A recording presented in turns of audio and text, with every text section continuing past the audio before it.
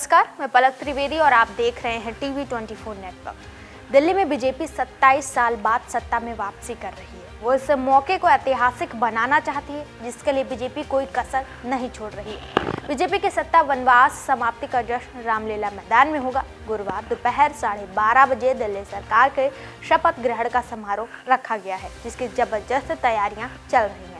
इस कार्यक्रम को भव्य बनाने के साथ साथ बीजेपी ने शक्ति प्रदर्शन कर सियासी संदेश की स्ट्रैटेजी बनाई है, जिसके लिए किसानों से लेकर साधु संत और लाभार्थी तक को बुलाया गया है। दिल्ली की सत्ता में वापसी के बाद बीजेपी फर्स्ट डे और फर्स्ट शो को यादगार बनाना चाहती है। इसलिए दिल्ली शपथ ग्रहण के आयोजन में प्रधानमंत्री नरेंद्र मोदी और एनडीए शासित राज्यों के सभी मुख्यमंत्रियों और उप मुख्यमंत्रियों को बुलाया गया है। बीजेपी के महासचिवों विनोद तावड़े और तरुण चुंग को शपथ ग्रहण समारोह का जिम्मा दिया गया है। शपथ ग्रहण के लिए 3 अलग अलग मंच बनाए जा रहे हैं। इस तरह बीजेपी सरकार दिल्ली में पहले ही दिन से अपनी छाप छोड़ना चाहती है, जिसके लिए शपथ ग्रहण कार्यक्रम को भव्य तरीके से मनाने की रणनीति बनाई गई है। बता दें कि बीजेपी ने दिल्ली सरकार के शपथ ग्रहण में बीजेपी शासित राज्यों के साथ साथ एनडीए के घटक दलों के मुख्यमंत्रियों को बुलाया गया है। इसके लिए रामलीला मैदान में 3 मंच बनाए जा रहे हैं, जिसमें एक मंच पर पीएम मोदी, दिल्ली के उपराज्यपाल, नवनियुक्त सीएम और कैबिनेट में शामिल होने वाले नेता रहेंगे। इसके अलावा दूसरे मंच पर बीजेपी के वरिष्ठ नेता और बीजेपी शासित राज्यों के मुख्यमंत्री होंगे। इसके अलावा बीजेपी के वरिष्ठ नेता और केंद्रीय मंत्री भी शिरकत करेंगे। इस तरह से बीजेपी ने शपथ ग्रहण आयोजन के जरिए एनडीए की एकजुटता का संदेश देने की स्ट्रैटेजी बनाई है, जिसके लिए शपथ ग्रहण समारोह में बीजेपी ही नहीं, एनडीए के घटक दलों के मुख्यमंत्री और उप मुख्यमंत्री को भी बुलाया गया है। दिल्ली के शपथ ग्रहण समारोह में बीजेपी ने एक मंच पर सम्मानित अतिथि और साधु संतों को बैठाने की रणनीति बनाई है। कथावाचक धीरेन्द्र शास्त्री, योग गुरु बाबू रामदेव समेत तमाम साधु संतों को आमंत्रित किया जाएगा।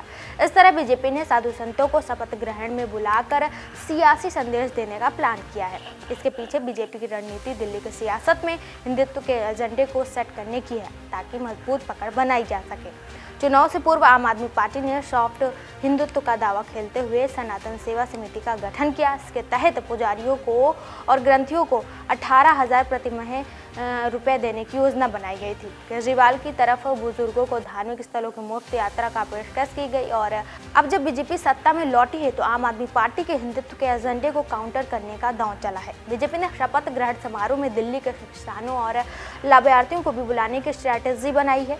इसके साथ ही केंद्र सरकार की योजनाओं के लाभार्थियों को भी बुलाया गया है। पार्टी अपने कार्यकर्ताओं को भी नहीं भूली है। इसके अलावा बीजेपी ने लाडली बहना योजना के लाभार्थी महिलाओं को भी शपथ ग्रहण समारोह में बुलाया। इस बार बीजेपी दिल्ली में महिलाओं को हर महीने 2500 रुपए देने का वादा किया है। महाराष्ट्र और मध्य प्रदेश में बीजेपी लाडली बहना योजना चल रही है, जिसका लाभ चुनाव में मिला है। इसके चलते ही अरविंद केजरीवाल की आम आदमी पार्टी ने दिल्ली में महिलाओं को 2100 रुपए देने का दांव चला था, जिसके जवाब में बीजेपी ने हर महीने 2500 रुपए देने का वादा किया था।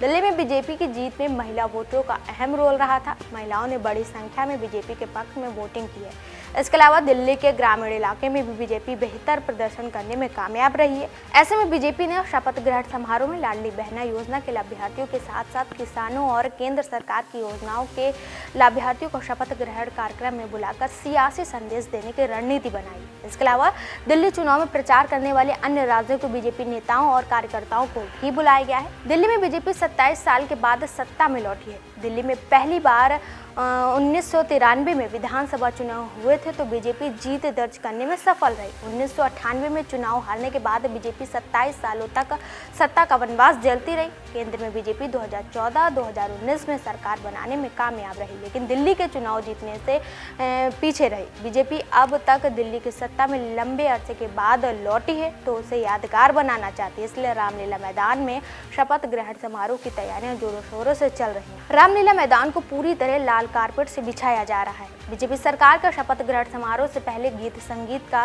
रंगारंग कार्यक्रम आयोजन किया जा रहा है, जिसमें गायक कैलाश खेर की प्रस्तुति भी होगी। साथ ही इस भव्य आयोजन में 50 से ज्यादा फिल्मी सितारे भी मौजूद रहेंगे। साथ ही प्रसिद्ध उद्योगपति को भी आमंत्रित किया जाएगा, जिसमें मुकेश अंबानी, गौतम अडानी जैसे उद्योगपतियों के नाम शामिल है। इसके बड़े देशों के डेवलपमेंट्स और फिल्मी सितारे भी मौजूद रहेंगे। बीजेपी ने कुछ खिलाड़ियों को भी आमंत्रित किया है। इस तरह से बीजेपी दिल्ली सरकार के शपथ ग्रहण के जश्न को यादगार बनाना चाहती है।